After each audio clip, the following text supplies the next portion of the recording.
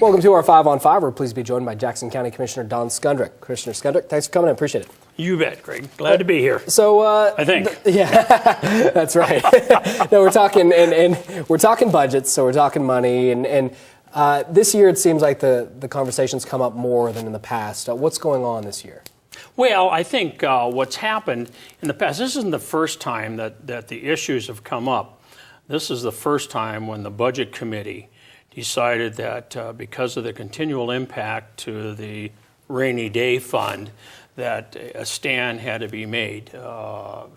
And so it kind of got, well, not kind of, it went down a road. I wasn't quite sure it was going to go there or not, but it was clear that the majority of the Budget Committee wanted to make some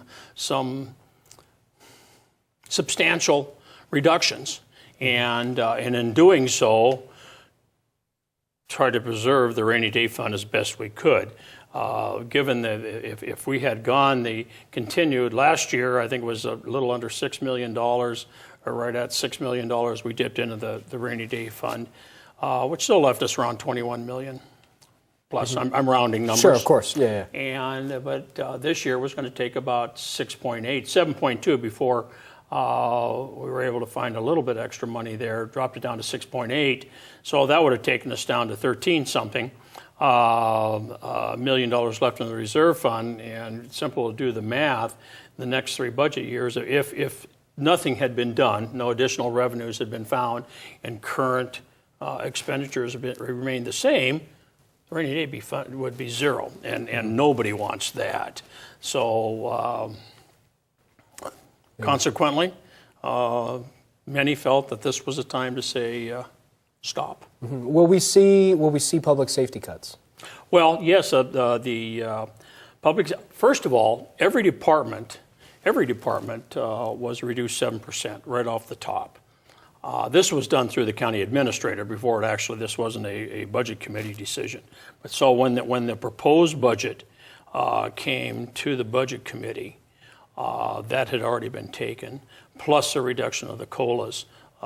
So that left us with the number that we had to work with, which is about $6.8 million more than we expect in revenues coming in 13-14. So that's the number we were working with, that deficit of 6.8.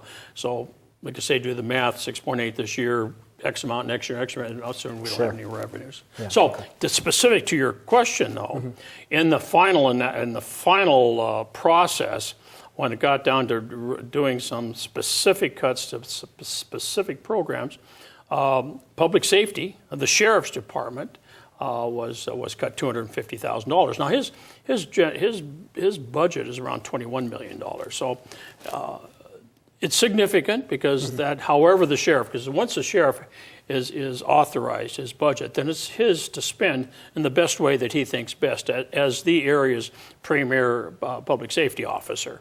So then it's up to him. So whether or not how he does that, or whether it's personnel or whatever, that's entirely up to the sheriff. Yeah. Okay. All right. Well, we're going to take a quick break. Much more with Commissioner Skundrick in a moment. Stay with us.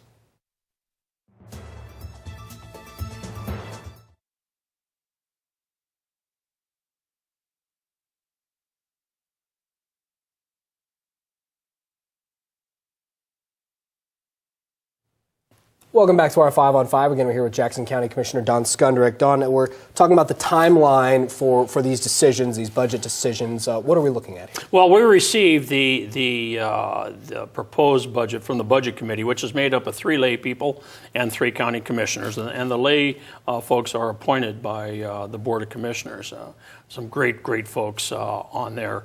But the final decision will be up to the Board of Commissioners. Now, there's some budget law that says what we can and cannot do with that approved budget, or the proposed budget from the Budget Committee. And that decision will be made in the last Wednesday of May, because it has to be done and in place and such for the end of June, which is the end of our fiscal year. So the last Wednesday, and that'll be obviously a public hearing, public meeting. Okay, all right. And then I got to ask, you guys oversee so much of Jackson County, obviously. How do you decide where cuts can be made and how much those cuts should be? Well, I mean, that's the difficult part. I mean, that absolutely is. But, really, the crisis, if you will, I'm hesitant to use that word, but it's pretty simple, and it's an equation. A balanced budget means that you got as much revenues coming in as you got expenses going out. Pretty simple. And so the solutions, when one of those gets out of balance, is how do you do it? And again, the simple solution is you either got to reduce expenditures, which we've been in the process of doing, or increase revenues. Now, and of course, we hear lots of things floated, and getting back in some of, not of the full panacea, but if we could get back in the forest somewhat, or if they reauthorize, or if money falls from the sky, or something unforeseen. But say that doesn't happen. Our job, as I see it, is to be thinking then innovatively for ways to say, well, how can we do it? What's the best way to do that? We're working on expenses the best we can. So really, that leaves the other side of the equation, and that's some sort of revenue enhancement. And I've made a proposal and taken some hits for that. But the point being is I'm trying to think. I don't want the problem's a problem, so we could just stick our head in the sand and say, well, that's the way it is, or we can try to say, how can we fix it? And that's what I'm looking at. Outside the box, always good. Always good to consider options. Yeah, correct? That's exactly right. Exactly right. Commissioner, thanks for coming by. Appreciate it. Great, thanks for having me on. Appreciate that. Okay, bye-bye. Stay with us. We'll be right back.